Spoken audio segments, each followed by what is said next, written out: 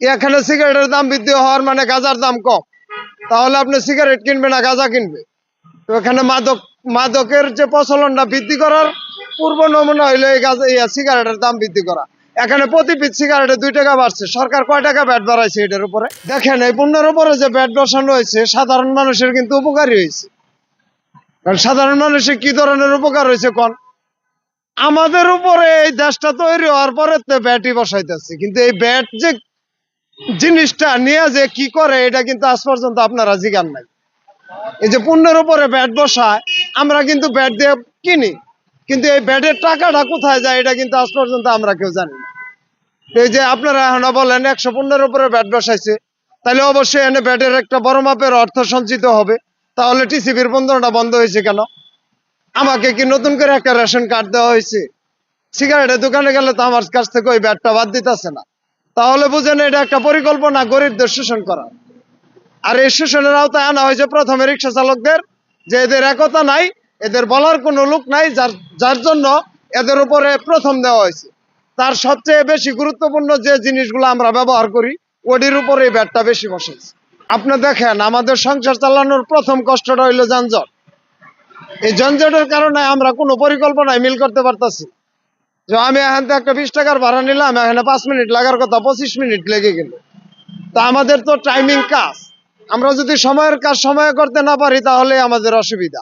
এদিক দিয়ে আবার বাজারে গেলে যে পণ্যের উঠানামা, এটা তো আপনার ধরেন এই পণ্যের উঠানামার মাধ্যমে এই যে যতগুলো বিদেশি পাচার দুর্নীতি বলেন, সম্পূর্ণ এই দুর্নীতি এই পাচার এই সব কালোবাজারি তো এই পণ্যের উঠানামার থেকেই হয়। এই ভুক্ত অধিদপ্তরের ভিতরে এই সম্পূর্ণ পরিকল্পনা হয়। আমরা বলছিলামই ওইভাবে যে আমাদের সাথে আলোচনা করেন, এটার একটা রাস্তা বেরিয়ে আসবে।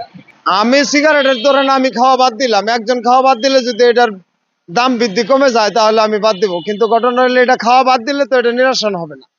এখানে যৌক্তিক আলোচনা করতে হবে। একটা পণ্য ভ্যাট বাড়ানোর আগেও মানুষের ক্রয় ক্ষমতা দেখতে হবে। আমাকে এখন আপনি বাদ দিতে বলছেন, আমি কি সিগারেট আমদানি করছি নাকি?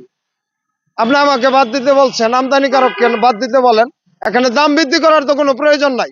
এখানে একটি সিগারেট কোম্পানি সিগারেট বানাইতে দেন না, দেখি আমি সিগারেট 8 টাকা না 25 টাকা দিয়ে কোন জায়গার থেকে কিনি। আপনি পার্কে অ্যাভেলেবেল গাঁজা খুলে দিয়ে সিগারেটের দাম বাড়াইছেন, ওটা কি কারণে বাড়াইছেন বুঝেন না, এটা হলো অন্য কাহিনী। এই যুব সমাজকে এই যে মাদক দিয়ে ধ্বংস করা। এখানে সিগারেটের দাম বৃদ্ধি হওয়ার মানে গাঁজার দাম কম, তাহলে আপনি সিগারেট কিনবে না গাঁজা কিনবে? তো এখানে মাদকের যে প্রচলনটা বৃদ্ধি করার পূর্ব নমুনা হইলো এই গাঁজা সিগারেটের দাম বৃদ্ধি করা। এখানে প্রতি পিস সিগারেটে 2 টাকা বাড়ছে, সরকার কয় টাকা ব্যাট বাড়াইছে এটার উপরে? জাতির সামনে ক্লিয়ার করুক, আমাদের সামনে ক্লিয়ার করুক কয় টাকা ব্যাট বাড়াইছে। এক পিস সিগারেটে 2 টাকা ব্যাট বৃদ্ধি করলে সরকার প্রতি প্যাকেট সিগারেটে কয় টাকা ব্যাট পায়? তাহলে শরীয়তের জন্য তো গাঁজাখোর কোথা থেকে আসে?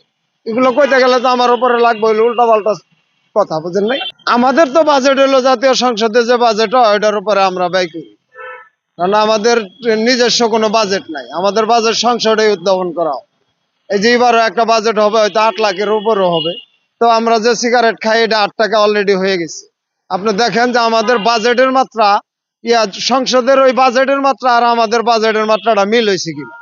ওটা 8 লাখের উপরে হবে বাজেট, আর আমাদের সিগারেটের প্রতি পিস 8 টাকা হয়ে গেছে, অলরেডি আমাদের বাজেট চালু হয়ে গেছে। কথা কি কইছি বুঝছেন? তা আমাদের বাজেটের উপরে যে ব্যয় পড়বে না আপনি বুঝতেছেন না। 1 কাপ চা 10 টাকা, ওই দোকানদার ফুটপাতের দোকানদার ও 2 টাকা ঘর ভাড়া দেয় না, হ্যাঁ ও 10 টাকাই নেয়। ওই যে 30,000 টাকা ভাড়া দেয়, হ্যাঁ ও 10 টাকাই নেয়। হ্যাঁ আপনি ঘটনাটা বুঝতেছেন না। এই জায়গায় দেশে তো কোনো আইন নাই, এটা হইলো এক মাপের দেশ। এটা হইলো কি এক মাপের দেশ। 5 কেজির যে ওজন 1 কেজির একই ওজন। আপনি এটা কিভাবে বুঝাবেন বলেন তো দেখি? এই নতুন স্বাধীনতা দিয়ে আমাদের যা লাভ হোক আর না হোক গোটা দেশবাসী দেখতেছে কি লাভ হইতেছে। কথা বুঝেন নাই? 5-6টা 7টা করে মামলা খালাস, 17-18 বছর খালাস, কিন্তু আমাদের একটা দাবি পূরণ হইলো? আমাদের তো একটু ডাক দিয়ে নিয়ে জিগাইলো না যে ওই মেয়ে তোমরা 21 আগস্ট দাবি করছো, 54 বছরের পরে তোমাদের দাবি, তোমার এই কথাটা শুনো, এটা কইছে তো 17 বছরের আগেরটা খালাস হয়ে গেছে। কই একে আমি বিপদে পড়বো? আমরা এইভাবে বলবো না। আমাদের যে বর্তমানে যারা ক্ষমতায় আসছে ওরা তো উদীয়মান যুবক আছে, এখানে সাবেকরাও রয়েছেন, প্রবীণরাও রয়েছেন, শান্তি বিজয়ীরাও রয়েছেন, কিন্তু আমরা দেখতেছি কি যে এটা সব মিলাইয়া একটা শ্রেণীকে বাদ দেওয়ার পায় তারা। সেটা হলো এই রিক্সা চালক, এদেরকে বাদ দেওয়ার যে একটা পরিকল্পনা এটাই করা হইতেছে। কিন্তু এবারের এই স্বাধীনতায় এই 3 চাকার বিপ্লব হয়েছে। জনতার বিজয় হয়েছে, ছাত্রদের অধিকার আদায় হয়েছে। এই 3 চাক্কার যে বিপ্লব, সেই বিপ্লবকে তারা বাদ দেওয়ার জন্য এই পায়তারা করতেছে, কিন্তু কোনো লাভ নাই। এবার রিক্সা চালকদের নিয়ে আলোচনা না করলে এই আন্দোলন কোনোভাবেই থামাইতে পারবো না ভাই। একদিক দিয়ে থামাতো, আরেক দিক দিয়ে জ্বলে উঠবে। কথা বোঝেন নাই? আর ঠগায় যাইতে পারবো না।